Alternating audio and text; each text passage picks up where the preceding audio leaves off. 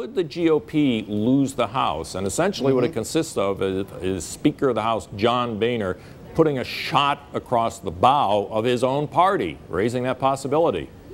Yeah, this raised a lot of eyebrows last week, Dan, when Speaker Boehner said there's a 1 in 3 chance the Republicans could lose the House. People were horrified by that when they heard that number. But you know what? I think he's being somewhat truthful. There is a chance Republicans could actually lose the House. They picked up a lot of seats the last time in 2010 that you might call Obama districts that Obama won in 2008. If Obama is able to drive out liberal voters, he could swing back those districts back into the Democratic column, and there's an outside chance you could see potentially a clean sweep for the Democrats. Now, that's something to be very worried about, because it means we're back in the political environment we were in 2009 and 2010 that gave us Obamacare, stimulus spending, cash for clunkers, and the like. Well, I guess one of the arguments behind this kind of thinking is that House elections tend to swing now. In 2008, Republicans got swept out. In 2010, they got swept back into power big time.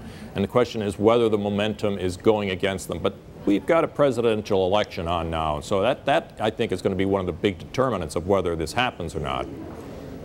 No question about it. And what we saw in 2008 was President Obama did have coattail effects when he won that election. He won a lot of seats, even southern states like North Carolina and Georgia, and states like Virginia. So you could possibly see that again. On the other hand, Dan, if things go poorly for Obama and he's not reelected, you could easily see exactly the reverse situation where you might have a President Romney with a Republican House and Senate. So what I'm saying is, I think the House and Senate are likely to go the direction the White House goes. Yeah. Isn't there also a possibility here that, I mean, Steny Hoyer followed up Speaker Boehner's remarks saying he thinks there's a 50-50 chance that the Democrats could take back the House. He's the minority leader. Isn't there an aspect here of both officials trying to galvanize their donor base? They need money to get reelected. You nailed it, Dan. That's exactly right. That's what Steny Hoyer was doing. As soon as John Boehner put out that statement saying there's a 1 in 3 chance they could lose the House, the Democrats sent alerts out to all of their big donors saying, look, we can win this thing. We just need some more money from you. Write bigger checks. Right. You know, an aspect of this that I'm always fascinated by, Steve, is the issue of turnout.